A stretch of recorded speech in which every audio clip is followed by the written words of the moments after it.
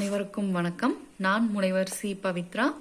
நாம் இன்றைய காணொளியில் காணவிருப்பது இஸ்லாம் சமய காப்பியமான சீரா புராணத்தின் ஒரு படலமான உடும்பு பேசிய படலம்.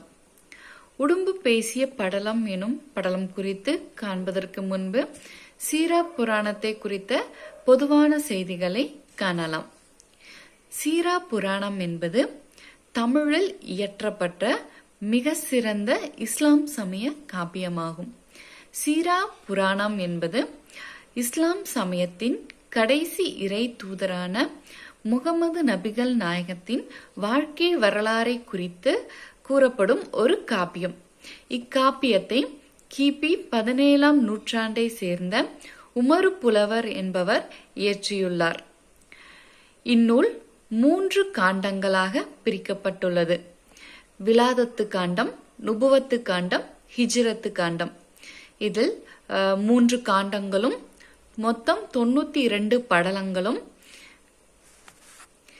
5027 பாடல்களும் காணப்படுகிறது. முதல் படலமான விலாதத்து காண்டத்தில் நபிகள் நாயகத்தின் பிறப்பு, அவருடைய வாழ்க்கை தொழில் குறித்து கூறப்படுகிறது. 2ஆம் காண்டமான நுபுவத்து காண்டத்தில் நபிகள் நாயகம் நபித்துவம் பெறுதல், நபி என்ற பட்டம் அறியப்படுதல், நபிகள் நாயகத்தின் தீர்க்க தரிசனம் போன்ற செய்திகளை 2ஆம் காண்டத்தில் கொடுக்கப்பட்டுள்ளது.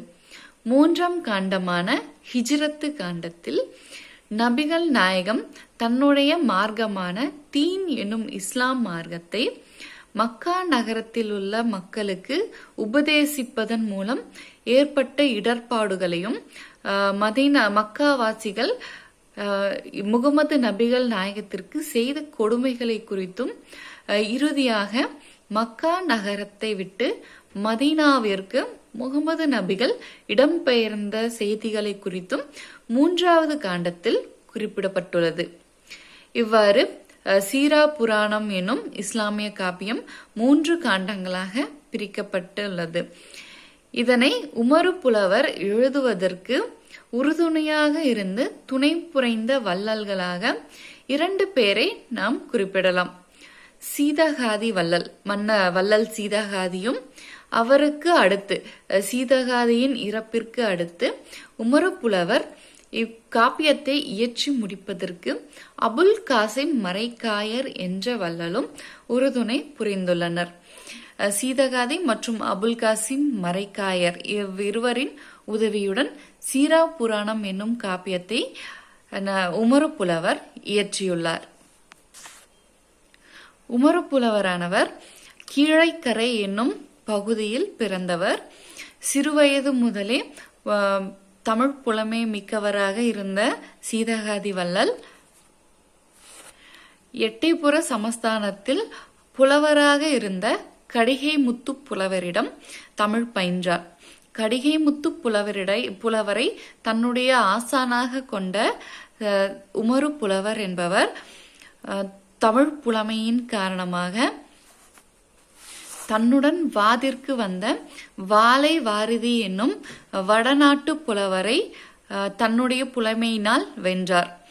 இப்புலமையை கண்டு தன்னுடைய ஆசிரியரான கடிகை முத்து புலவருக்கு அடுத்து எட்டயபுர அவையில் புலவராக உமரு புலவர் பணியாற்றினார். முகமது நபிகள் நாயகத்தின் வரலாற்றை முழுவதுமாக முடிப்பதற்கு முன்னமே உமரு புலவர் இயற்கை எழுதிய காரணத்தினால் உமரு புலவர் சொல்லாது விட்ட செய்திகளை சின்ன சீரா என்னும் பெயரில் பனி அகமது மரைக்காயர் என்பவர் முழுமையாக எழுதி முடித்துள்ளார். இவ்வாறு முகமது நபிகள் குறித்த வாழ்க்கை வரலாற்றை பற்றி எழுதிய இஸ்லாமிய காப்பியமான சீரா புராணத்தில் இடம்பெற்றுள்ள உடும்பு பேசிய படலம் என்னும் பகுதியை குறித்து நாம் காணலாம். உடும்பு பேசிய படலம் என்பது நபிகள் நாயகம் எவ்வாறு ஒரு உடும்பை பேச வைத்தார், இதன் மூலம் நபிகள் நாயகத்தின் மகிமைகள் எவ்வாறு வெளிப்படுகின்றது என்பதை குறித்து சொல்வதாக அமைகிறது. உடும்பு பேசும் படலம் குறித்து அடுத்த காணொளியில் காணலாம். நன்றி.